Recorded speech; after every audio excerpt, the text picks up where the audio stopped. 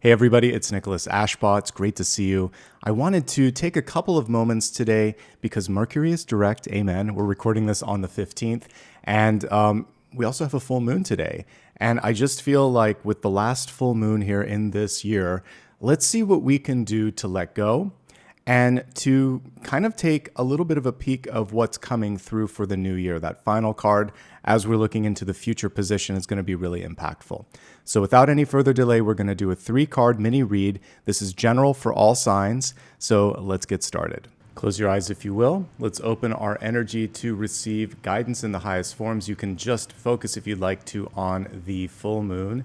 Imagine that the beautiful yellow light is wrapping its energy around your body, providing protection, grounding you, and helping you see what you need to see.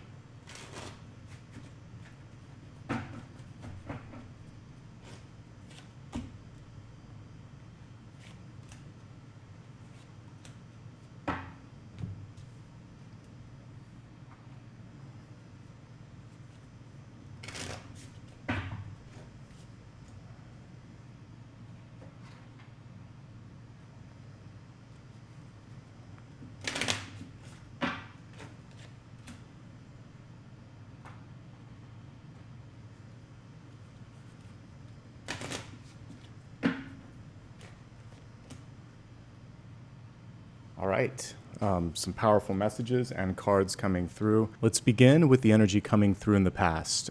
This is one of the most beautiful 10 of Wands because it shows that we can really grow from something in the past that was difficult. So we see this tree growing out of the skull. I know there are some traditions where sometimes remains are buried under a tree, and it kind of is a nice way to enforce the circle of life, death and rebirth.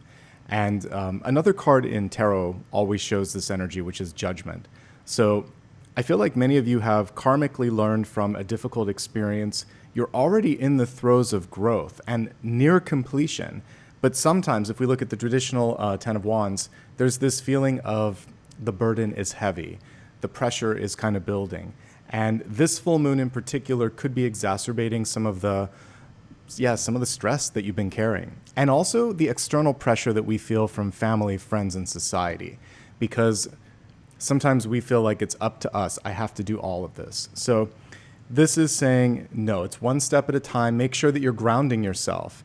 And this 10 of Wands in particular is saying that if you don't have that foundation in place, it's going to be difficult for you to weather future storms. So in this moment, you don't have to do it all. You're very close to the finish line. If friends, family, and loved ones are pushing too hard, push back and say, give me some time, give me some space. Ultimately, though, this is a card that should let you feel this sense of accomplishment. If you've seen one of my lunar readings before, you know I always like to clarify, and the clarification comes in an oracle deck. And today we have a little bit of shadow healing coming through with the cat. And it's a really magical energy. This would be connected to High Priestess, to the Queen of Wands, to your inner magician. So the key to transmuting some of that feeling of being burdened in the 10 of Wands that we saw here is to just ask a question. So if you don't understand something, you can get clarity. Help me understand, or why did this happen? Now, if there's a fear in your life, I'm afraid I can't do it. I'm afraid it won't happen. Then what you can say to yourself instead is, well, why can't I? And then eventually when you feel like you're able to do it, then you're going to say, how can I? Or how will I? Because now you've moved beyond can I or can't I to a statement. I'm going to do it, and here's how. So be curious with yourself, dig at the fear a little bit, and realize that it can actually be fertile ground for you to grow from.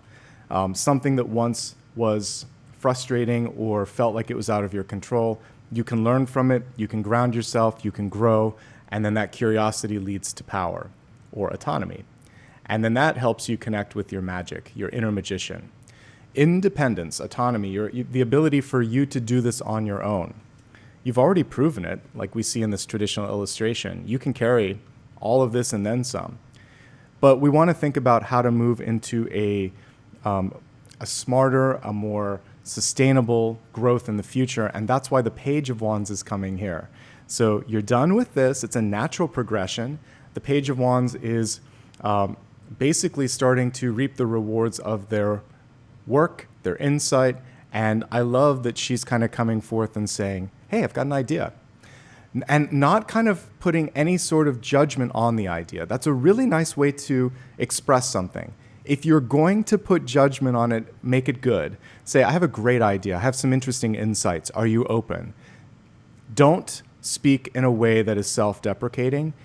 So if you have a good idea, don't say something like this, where you would enter into the conversation, I'm not an expert, but this may sound outlandish, however. No, don't do it. Just state the idea. And the neutrality, or if you, like I said, the positivity where you say, I have a great idea, this then opens someone else's heart and mind to listen to you. So if you can't do the positivity, stay neutral and just share the idea. Okay? This is a really good time to listen. Pages don't just communicate. They don't just put things out there. They also listen or tune in. The Page of Wands is a little bit more intuitive. She's tuning into, how do I feel? What ideas are coming forth? I'm going to read the room. What do I feel like might be right? She's very in touch, kind of like with that black cat energy here. She may be in the background, watching, observing, choosing her moment, just like the cat, to make an appearance. It's been there all along. The idea's been there all along. The potential's been there all along. And now you're choosing your moment. So then this particular full moon is bringing an idea to the surface. And the traditional moon card in tarot has like the little lobster coming up from the water. So this is that sort of inner idea or even, like I said, fear or desire that's coming forth, and now is the moment to deal with it. The clarification on this particular present energy is to learn from the bees. So we see like a beekeeper here, or a queen bee. When I look at bees as a totem, and they have come through many times in all the readings, there's like 2 or 3 things that come to mind. The first is extreme organization and structure. Like this is definitely Hierophant energy, the bees. There are drones, there's a queen bee, there are worker bees, and they kind of stick in their swim lanes, right? And if there's any sort of disarray, they are tossed out of the hive or the colony. So this is, in your life right now, you're really trying to get organized, figure out what fits and what doesn't, and you can choose during this full moon, especially now that Mercury is direct. Thank goodness, right? Now that it's direct, you can start to figure out how to communicate what you want and what you don't. But today, whenever you're watching this, put it to paper. This page is about sketching it out. It's not a Page of Swords, so you don't have to communicate it, but the Page of Wands is very good at illustrating, sketching, or drafting it out. And bees are also pollinators. So this idea can go the distance. Whatever you're thinking of right now has the ability to get some buzz, some positive momentum once people see it, hear it, understand it. I'm getting like there's only room for one queen bee. So for some of you, you may be in a situation where you are the queen bee and someone's challenging your authority, or you're trying to grow and you realize that there's a glass ceiling. There's only so far you can go because of the structure of the organization or jealousy or that queen bee energy.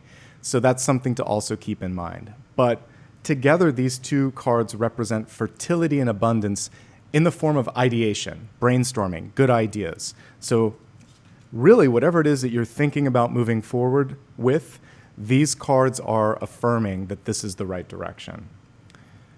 This is the most important 2 cards here that we're going to look at, because now we're going to look at what the outgrowth of this full moon is going to bring us. So the rest of December into the new year.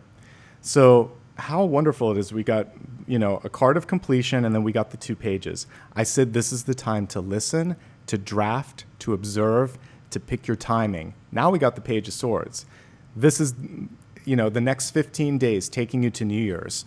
This will be the time to execute your idea, to communicate with others, to get out there. Page of Swords are not as fast as the Knight of Swords, but they're starting to pick up speed. And because it's an air energy, things are moving faster than you might normally feel. It's not as dense, okay? And the other thing here is we talked about this in a recent daily, but speak it into existence. Communication is so powerful and so important, and thank goodness We're getting out of retrograde. Give it a few days until we're out of the shadow, but definitely the last week of the month, there's a lot of positive movement and momentum that can happen. And now we can start to talk. Now we can open up lines of communication. Let's look at the clarifying card here. It says healing grief. So some of you might have been, waiting a little bit, waiting for the right moment, waiting for retrograde to end and Mercury to go direct. Mars is still retrograde, but at least now it's easier to hear and communicate. And one of the most important things here can just simply be saying, I'm sorry, or I love you, or that hurt me, or communicating the feelings. And if you can do that, even if just to yourself or to a trusted friend, that will begin the healing process as well. And maybe one of your New Year's resolutions is to heal. And it's not just like healing grief. This isn't just emotions. For some of us, there may be a grievance over finances, over a situation that wasn't handled right, something legal. So we can start to bring action to that as well. Creating movement, getting the healing and the support that you need through your actions and through your communications.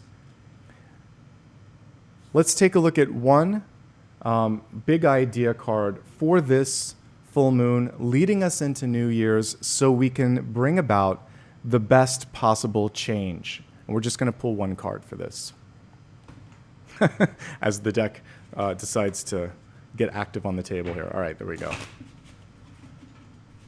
All right, there's a card that flew out of the deck here on the side, but I said one, it's going to be two. I quite like this pairing here. We have the Magician and then we have the Chariot. The Magician is the one that I chose, but the Chariot is the one that Spirit chose. So let's talk about this first.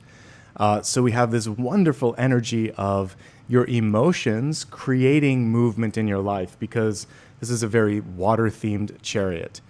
So we're seeing like Poseidon coming through and not letting your emotions get the better of you, but rather utilizing them to engage others. Your passion, your enthusiasm, your charisma can actually pull people in, change the tide, if you will. The message here from Spirit is to take the reins. If you want to do it, get into the driver's seat and say, I'm going to do this. This is the autonomy piece right here. You are the best one to champion or to move it forward. And that is also underlined in the Magician card that I pulled. And the Magician was reversed, so there's a little bit of doubt. And that's where the curiosity piece also comes through. Once you say, instead of can I, how can I, or how will I, that's when things truly start to feel magical, and that's when your wish is fulfilled. What a beautiful spread. I actually feel very positive about this full moon, the last one of the year, and we have about, just a little bit over 15 days, 16 days left to execute on all of your goals and wishes and to set some intentions. I'm a firm believer that you don't have to wait until December 31st or January 1st to make those wishes or set those goals. Use the time now. Mercury is direct. We still have time in December to make things happen. Let's make it count. And before we end today, I want to just show Apollo behind me. He's resting up a little bit. Unfortunately, he was attacked by a dog in my apartment complex and is recovering from some stitches. I know, buddy. I'm going to give him a little pat. You can send him some love, and then we will wrap up for today.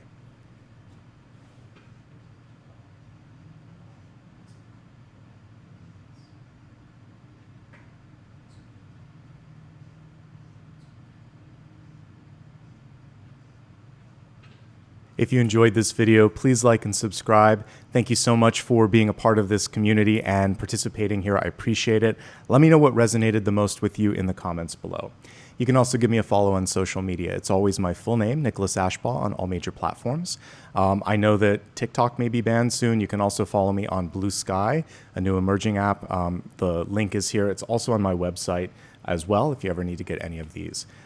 With that being said, if you'd also like to show some support in the form of a super sticker, super chat, or membership, feel free to do that. I appreciate it, and it allows me to produce more original content for you. And that's pretty much everything. Thank you so much for being the best part of what I do here on YouTube.